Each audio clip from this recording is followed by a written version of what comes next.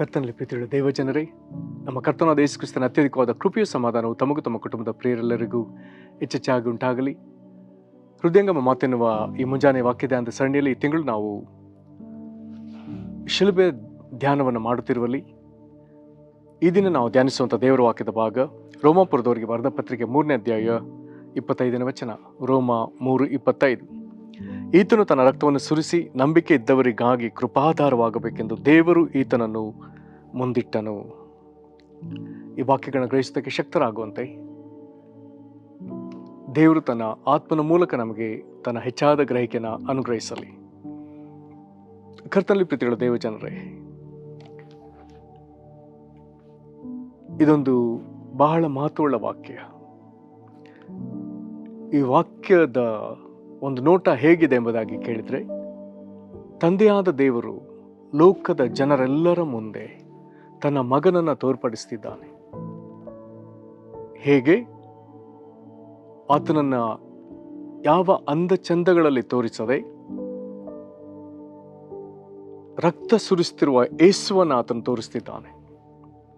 ತಲೆಯಿಂದ ಕಾಲಿನವರೆಗೂ ನಮಗಾಗಿ ನೆತ್ತರನ್ನು ಸುರಿಸಿದ ಯೇಸು ಕ್ರಿಸ್ತನನ್ನು ಆತನು ನಮ್ಮೆದುರು ಆತನು ತೋರ್ಪಡಿಸ್ತಿದ್ದಾನೆ.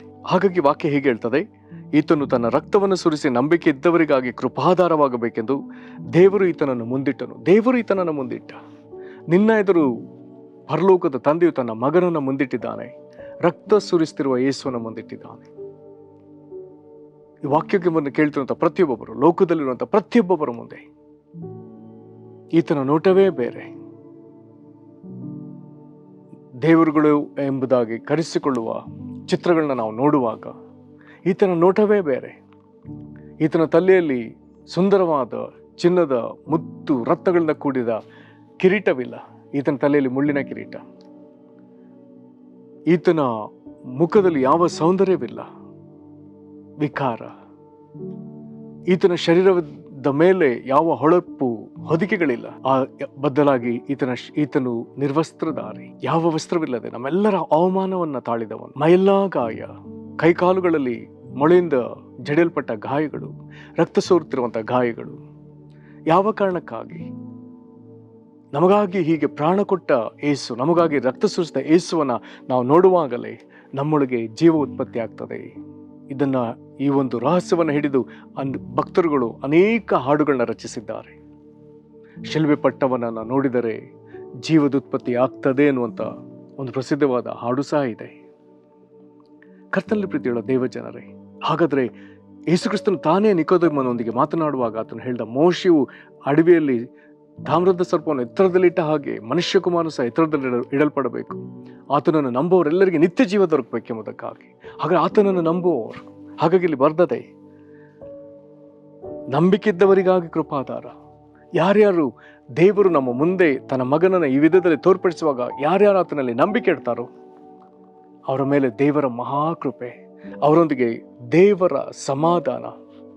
ದೇವರವರಿಗೆ ಒಲಿತಾನೆ. ದೇವರು ಈ ತನ್ನ ಪ್ರಿಯ ಮಗನನ್ನು ನಂಬುವವರನ್ನ ತನ್ನ ಮಕ್ಕಳನ್ನಾಗಿ ಆತನ ಅಂಗೀಕರಿಸ್ತಾನೆ. ಇಲ್ಲಿ ನಮಗೆ ಅರ್ಥವಾಗಬೇಕಾದಂಥ ಒಂದು ವಿಷಯ, ದೇವರನ್ನು ನಾವು ಒಲಿಸಿಕೊಳ್ಳುವುದಕ್ಕಾಗಿ ನಾವೇನು ಮಾಡಬೇಕಾದದಿಲ್ಲ, ಯಾವ ಹಣ ಖರ್ಚು ಮಾಡಬೇಕಾದದಿಲ್ಲ, ಇದಕ್ಕಾಗಿ ಯಾವ ಕರ್ಮಗಳನ್ನ ಆಚರಿಸಬೇಕಾಗಿಲ್ಲ, ಯಾವ ಆಚರಣೆಗಳ ಅವಶ್ಯಕತೆ ಇಲ್ಲ. ಬದಲಾಗಿ ದೇವರು ತಾನು ರಕ್ತ ಸುರಿಸಿರುವ ಯೇಸುವನ್ನು ನಮ್ಮ ಮುಂದೆ ತೋರ್ಪಡಿಸುವಾಗ, ನಿನಗಾಗಿ ನಿನ್ನನ್ನು ಪ್ರೀತಿಸಿ ನನ್ನ ಮಗನನ್ನ ಈ ವಿಧದಲ್ಲಿ ನಾನು ಮರಣಕ್ಕೆ ಒಪ್ಪಿಸಿದ್ದೇನೆಂಬುದಾಗಿ ದೇವರು ತೋರಿಸುವಾಗ, ದೇವರ ಮಗನನ್ನು ನಾವು ಸನ್ಮಾನಿಸಿ ನಂಬಿ ಆತನನ್ನು ಅಂಗೀಕರಿಸುವಾಗ ದೇವರು ಅದನ್ನು ಬಹಳವಾಗಿ ಮೆಚ್ಚುತ್ತಾನೆ. ನಂಬಲಿಕ್ಕಷ್ಟೇ ಆತನು ಹೇಳಿದ್ದಾನೆ. ಕರ್ತನಲ್ಲಿ ಪ್ರೀತಿಯುಳ್ಳ ದೇವಜನರೇ, ವಾಕ್ಯವನ್ನ ಕೇಳಿಸಿಕೊಳ್ತಿರುವ ನೀನು ಸಹ ನಿನಗೆ ದೇವರ ಜೀವ ಉಂಟಾಗುವಂತೆ, ನೀನು ದೇವರೊಂದಿಗೆ ಸಮಾಧಾನದ ಒಡಂಬಡಿಕೆಯೊಳಗೆ ಸೇರುವಂತೆ, ನೀನು ದೇವರಲ್ಲಿ ಸೇರಿಕೊಳ್ಳುವಂತೆ, ದೇವರಿಗೆ ಮಗುವಾಗುವಂತೆ, ಆತನ ಮಗನಾದ ಯೇಸು ಕ್ರಿಸ್ತನನ್ನ ನಿನ್ನ ಮುಂದೆ ರಕ್ತ ಸುರಿಸ್ತಿರುವ ಯೇಸುವನ್ನು ದೇವರು ತೋರಿಸುವಾಗ ಆತನನ್ನು ಸನ್ಮಾನಿಸು, ನಂಬು. ಇದರ ನಿಮಿತ್ತ ನಿನಗೆ ದೇವರು ಕೊಡುವಂಥ ಎಲ್ಲ ಮೇಲುಗಳು ನಿನಗೆ ದೊರಕಲಿ. ಇದರ ನಿಮಿತ್ತ ನಿನಗೆ ದೇವರ ಸಮಾಧಾನ ನಿನ್ನ ಹೃದಯದಲ್ಲಿ ಆಳ್ವಿಕೆ ಮಾಡಲಿ. ನೀನು ಈ ಲೋಕದವನು ಎಂಬುದಾಗಿ ಹೇಳಿಸಿಕೊಳ್ಳುವುದಕ್ಕಿಂತ ಯೇಸು ಕ್ರಿಸ್ತನ ನಂಬಿ ನಾನು ಸಹ ಪರಲೋಕದವನೆಂಬಂತ ಆ ಬಾಧ್ಯತೆಗೆ ನೀನು ಆ ನಿರೀಕ್ಷೆನ ಹೊಂದಿದವನಾಗಿ ಅದಕ್ಕೆ ನೀನೊಬ್ಬ ಸಾಕ್ಷಿ ಆಗಲೇಬೇಕು. ಇದಕ್ಕಾಗಿ ದೇವರಾತ್ಮ ನಿನ್ನನ್ನು ವಿಶೇಷವಾಗಿ ಬಲಪಡಿಸಲಿ. ಈ ವಾಕ್ಯವನ್ನು ಹಿಡಿದು ಪದೇ ಪದೇ ಧ್ಯಾನಿಸು. ಈ ವಾಕ್ಯವನ್ನು ಹಿಡಿದು ತಂದೆ ದೇವರ ಬಳಿ ಹೇಳು, ಪರಲೋಕ ತಂದೆ, ನಾನು ನಿನ್ನ ಪ್ರಿಯ ಮಗನಾದ ಯೇಸು ಕ್ರಿಸ್ತನನ್ನು ನಾನು ನಂಬ್ತೇನೆ. ನಂಬಿಕಿದ್ದವರಿಗಾಗಿ ಕೃಪಾಧಾರವಾಗಬೇಕೆಂಬುದಾಗಿ ಆತನನ್ನು ರಕ್ತ ಸುರಿಸ್ತಿರುವಂಥ ಯೇಸುವನ್ನು ನನ್ನ ಮುಂದೆ ನಿಲ್ಲಿಸಿದೆಯಲ್ಲ, ನಾನು ಆತನನ್ನು ಸನ್ಮಾನಿಸ್ತೇನೆ, ನಾನು ಆತನನ್ನು ನಂಬ್ತೇನೆ ಸ್ವಾಮಿ ಎಂಬುದಾಗಿ ತಂದೆ ದೇವರ ಮುಂದೆ ಒಪ್ಪಿಕು. ಪ್ರಾರ್ಥನೆ ಮಾಡೋಣ. ಮಹಾಕೃಪೆಯ ಪರಲೋಕ ತಂದೆ, ನಂಬಿಕೆ ಇದ್ದವರಿಗೆ ಕೃಪಾಧಾರವಾಗಬೇಕು ಎಂಬುದಕ್ಕಾಗಿ ರಕ್ತ ಸುರಿಸ್ತಿರುವ ಯೇಸುವನ್ನು ಪರಲೋಕ ತಂದೆ, ನಮ್ಮ ಒಬ್ಬೊಬ್ಬರ ಎದುರು ನೀನು ತಂದೆಯಲ್ಲ, ನಮಗಾಗಿ ನೀನು ಜಜ್ಜಿ ದಂಡಿಸಿದ ನಿನ್ನ ಪ್ರಿಯ ಮಗನನ್ನು, ನಮಗಾಗಿ ನೀನು ಬಲಿ ಅರ್ಪಿಸಿದ ನಿನ್ನ ಪ್ರಿಯ ಮಗನನ್ನು ನಮ್ಮ ಮುಂದೆ ನೀನು ತಂದೆ ಸ್ವಾಮಿ. ನಮ್ಮ ಎಲ್ಲ ವೇದನೆ ಬಾಧೆಗಳನ್ನು, ನಮ್ಮೆಲ್ಲ ಅವಮಾನವನ್ನು ಅನುಭವಿಸಿದ ಯೇಸು ಕ್ರಿಸ್ತನನ್ನು ನೀನು ನಮ್ಮ ಕಣ್ಣೆದುರು ತರುವಾಗ ಕರ್ತನೆ, ನಾವು ನಿನ್ನ ಪ್ರಿಯ ಮಗನಾದ ಯೇಸು ಕ್ರಿಸ್ತನನ್ನು ನಂಬ್ತೇವೆ, ಆತನನ್ನು ಸನ್ಮಾನಿಸ್ತೇವೆ, ಆತನನ್ನು ಕರ್ತನೆ ನಮ್ಮ ರಕ್ಷಕನೆಂಬುದಾಗಿ, ನಮ್ಮ ಒಡೆಯನೆಂಬುದಾಗಿ ಆತನ ನಮ್ಮ ಹೃದಯದಲ್ಲಿ ಅಂಗೀಕರಿಸ್ತೇವೆ. ನೀನು ಮರಣಕೊಪ್ಪಿಸಿ ತಿರುಗಿ ಜೀವದಿಂದ ಎಬ್ಬಿಸಿದ ಯೇಸುವನ್ನು, ಪುನರುತ್ಥಾನಗೊಂಡ ಯೇಸುವನ್ನು ನಮ್ಮ ಹೃದಯದಲ್ಲಿ ಸ್ವಂತ ರಕ್ಷಕನಾಗಿ ಅಂಗೀಕರಿಸ್ತೇವೆ ಸ್ವಾಮಿ. ಇದರಿಂದ ನೀನು ಕೊಡುವಂಥ ನಿತ್ಯ ಜೀವ, ನೀನು ನಮ್ಮೊಂದಿಗೆ ಮಾಡಿಕೊಂಡ ಆ ಹೊಸ ಒಡಂಬಡಿಕೆಯೊಳಗೆ ನಾವು ಪ್ರವೇಶಿಸ್ತೇವೆ. ನಿನಗೆ ಮಹಿಮೆ ಆಗಲಿ. ನಿನಗೆ ಸ್ತೋತ್ರ ಕರ್ತನೆ.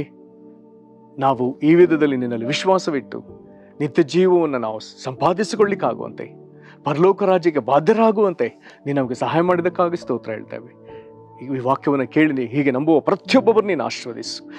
ಕುಟುಂಬವಾಗಿ ಇವರು ವಿಶ್ವಾಸವಿಟ್ಟು ನಿನ್ನ ರಕ್ಷಣೆಯನ್ನು ಸಂಪಾದಿಸಿಕೊಳ್ಳಲಿ.